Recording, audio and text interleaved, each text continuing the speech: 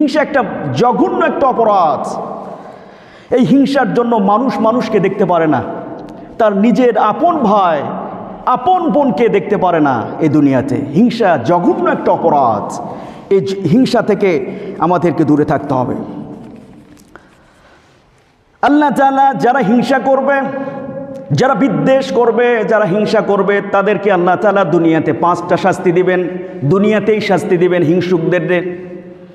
আল্লাহ তাআলা বলছেন, 1 নম্বর, যারা হিংসা করবে দুনিয়াতে, একজন মুসলিম অপর মুসলিমকে যারা হিংসা করবে, এই হিংসুকদের জন্য আল্লাহ তাআলা দুনিয়াতে তাদেরকে শাস্তি দিবেন 5টা শাস্তি। 1, সে দুশ্চিন্তায় দগ্ধ হয়ে যাবে, সব সময় তার অন্তরের মধ্যে হাহাকার অশান্তি বিরাজ করবে, আল্লাহ তাআলা এই শাস্তি দিবেন। 2 নম্বর হচ্ছে আল্লাহ তাআলা এই হিংসুকদের ওপর আল্লাহ তাআলা মুসিবত দিবেন, বারবার বিপদ দিবেন। হিংসা করা যাবে না। হিংসা যারা করবে হিংসুকদের জন্য আল্লাহ তাআলা তাদের বারবার মুসিবত দিবেন, বালা মুসিবত দিবেন। 3 নম্বর, যারা হিংসা করবে আল্লাহ তাআলা নিজেই তাদের উপর রাগান্বিত হয়। নাউযুবিল্লাহ। যে বান্দার উপর আল্লাহ তাআলা হিংসা করেন, যে বান্দার উপর আল্লাহ তাআলা রাগ করেন, ক্রোধ করেন, ওই বান্দার কি কোনো নিস্তার আছে? বলেন, আছে? দুনিয়াতেও সে পথহারা, দুনিয়াতেও সে ধ্বংস হয়ে যাবে, আখিরাতেও আছেই। এই জন্য হিংসা করা যাবে না।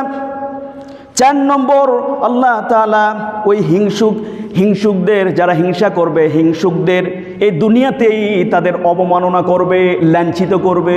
নাউযুবিল্লাহ। আমি একজন ভাইয়ের হিংসা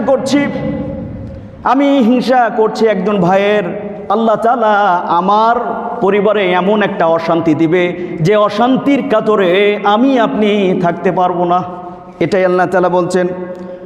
5 নম্বর, হিংসুকদের আল্লাহ তাআলা হিংসুকদের রিজিক আল্লাহ তাআলা তিনি বন্ধ করে দেয়। আল্লাহু আকবার। যারা হিংসা করবে এই হিংসুকদের রিজিক আল্লাহ তাআলা বন্ধ করে দেয়, তারা রিজিক পাবে না। আল্লাহ তাআলা যে রিজিক বন্টন করেছেন সেই রিজিক থেকে সে ব্যক্তি মাহরুম হয়ে যাবে যে হিংসা করবে। এই হিংসাত্মক ব্যাধিতে যে আক্রান্ত হবে, যে হিংসা করবে, আল্লাহ তাআলা তাকে এই 5টা শাস্তি দুনিয়াতেই দিবে, আর আখিরাতও আছে। বিশ্বনবী মুহাম্মদ সাল্লাল্লাহু আলাইহি ওয়াসাল্লাম তিনি বলেন, একাত্রে কখনো 2টা জিনিস থাকতে পারে না, 2টা বস্তু থাকতে পারে না। একটা হচ্ছে ঈমান আর একটা হচ্ছে হিংসা। এবং